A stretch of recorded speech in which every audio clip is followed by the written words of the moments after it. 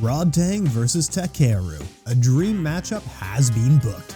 These are the top two men of a generation fighting in one championship. This is the best of Muay Thai and 1 against the best of kickboxing and K1. It is a monumental fight.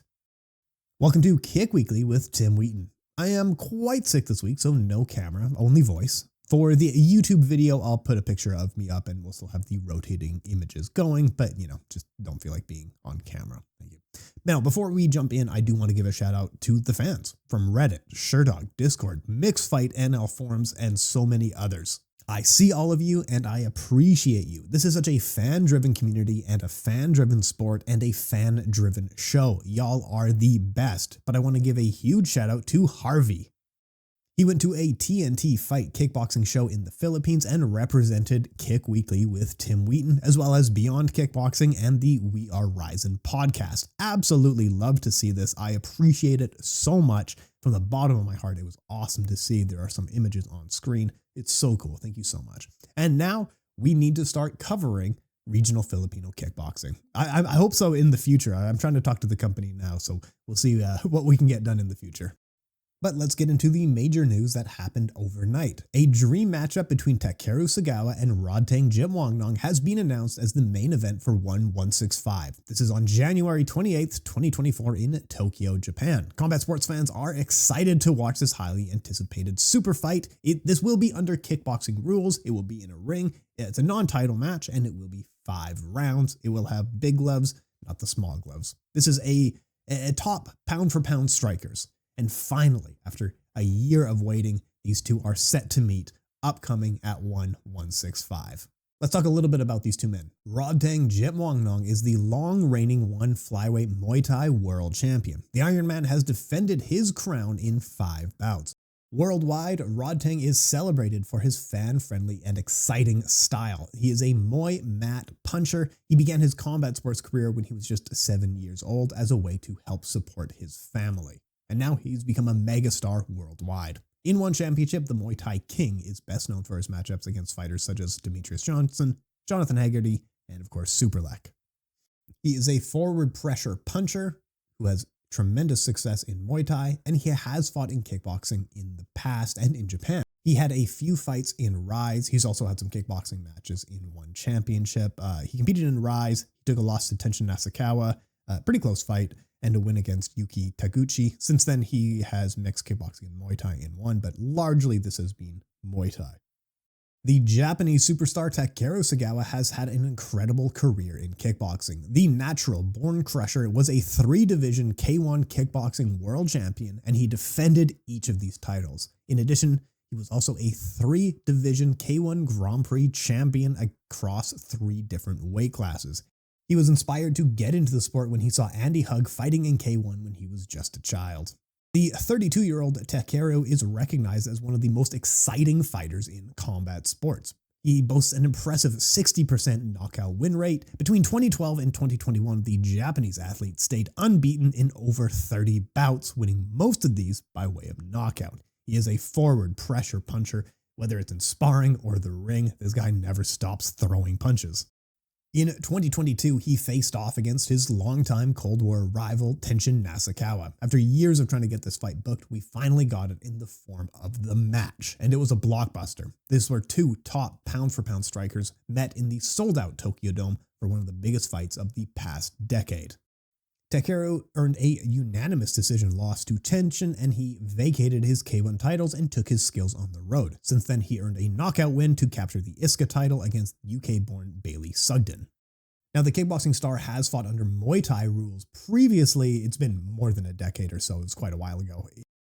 He fought under the name Takeru Samrit, and he has also spent a long time in Bangkok training with Muay Thai people. So he had some fights in Raja Damnern Stadium from 2008 to 2010, and he has been working alongside Muay Thai strikers to sharpen his skills. This has included Boxing Works in the US, where you have people like Jackie Bunton and others.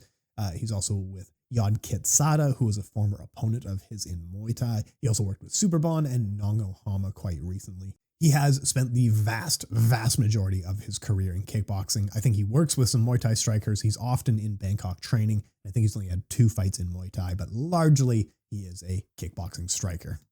A press conference in Tokyo, One Championship, Rakuten, and Abima TV announced 165. This event will take place on January 28th at the Ariake Arena in Tokyo, Japan.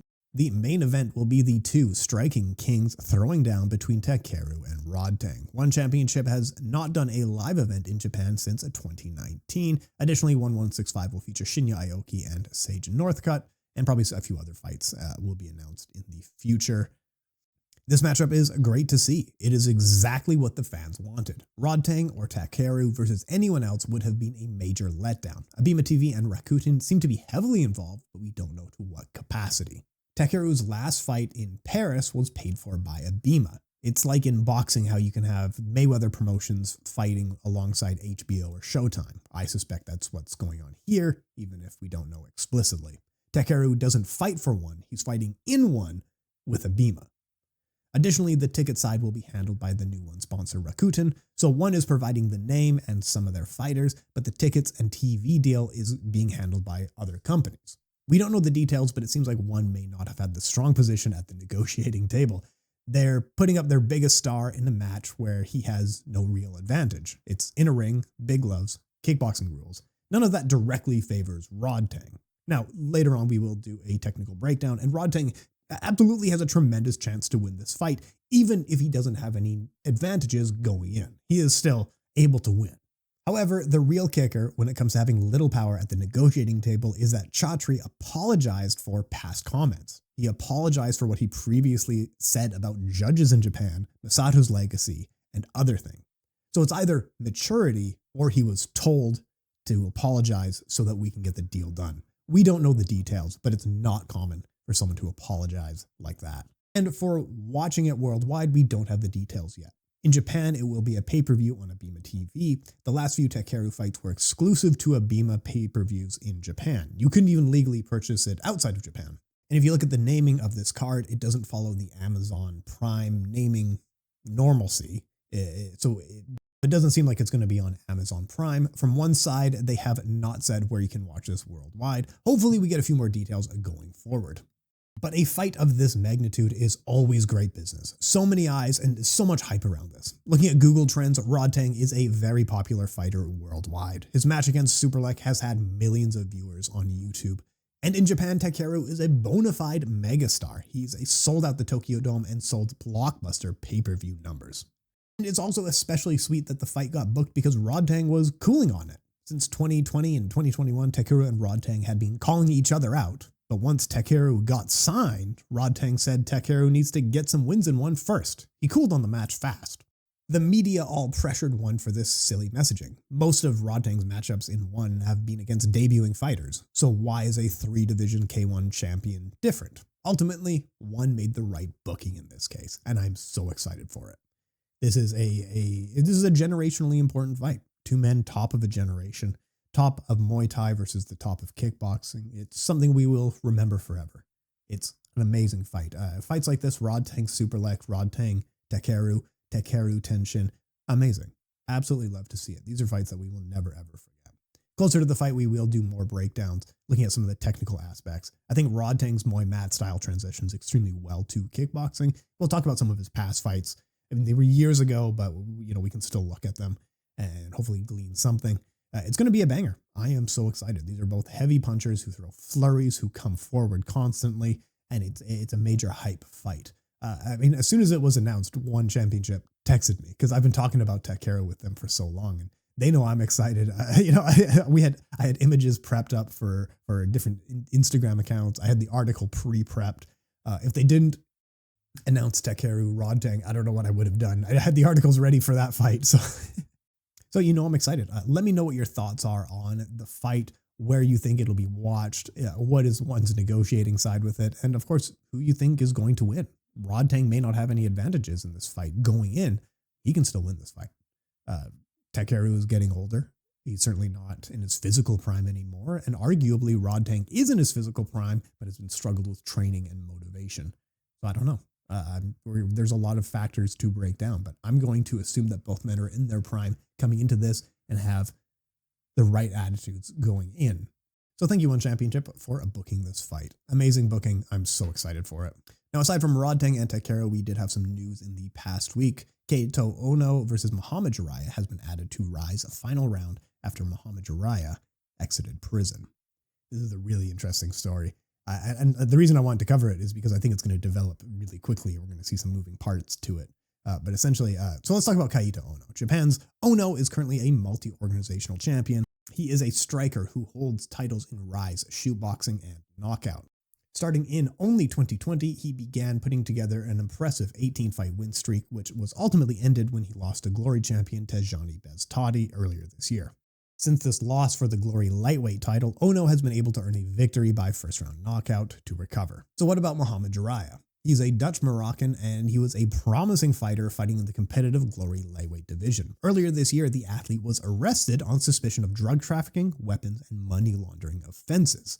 Jaraya helped promote the phone company Exclu, and I'm not an expert on exactly how this all intersects with each other, but it was shut down by Dutch authorities due to it being used as a network for organized crime.